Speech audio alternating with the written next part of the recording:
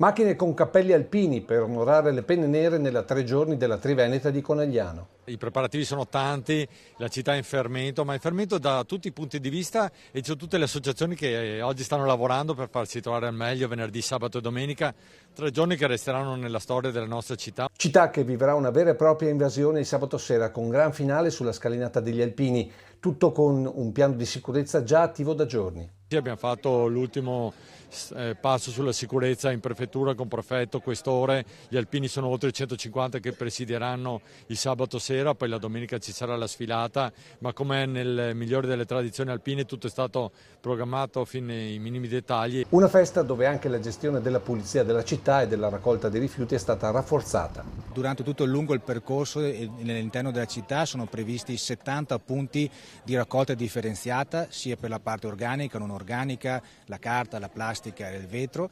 Sono previsti altri punti di raccolta speciali nei 3 diversi punti di ristoro che gli appena hanno attrezzato sempre qui nel comune di Conegliano, con isole specifiche attrezzate per le zone camper dove alloggeranno anche gli alpini, perché sono previsti molti alpini e parlano di circa 20-30 mila alpini, e poi anche nella raccolta della componente dell'umido verrà fatta giornalmente. Perché l'ordine e la pulizia delle comunità è un compito del Consorzio dei Comuni della Sinistra Piave e una missione continua per gli alpini. Qua parlo da amministratore e quindi porto anche il saluto di tutti gli altri amministratori del bacino. In questi 3 giorni noi saremo a fianco degli alpini, proprio perché poi loro in realtà 365 giorni all'anno sono al nostro fianco nella cura e nella manutenzione del territorio. Più macchine e operatori per una maggiore pulizia nella 3 giorni alpina, nuovo tassello della macchina organizzativa già a pieno regime. Stiamo procedendo bene, soltanto lui a controllare dove vengono parcheggiati pullman e camper, hanno già segnato tutto, il parcheggio è pronto. Mercoledì, giovedì mettiamo giù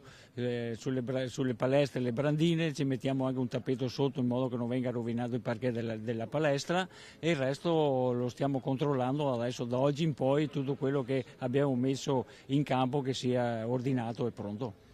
Quanta gente vi aspettate? Ma secondo le aspettative ci aspettiamo tanta gente, penso, magari non mi ricordo più i numeri di 10 anni fa, ma penso che li supereremo.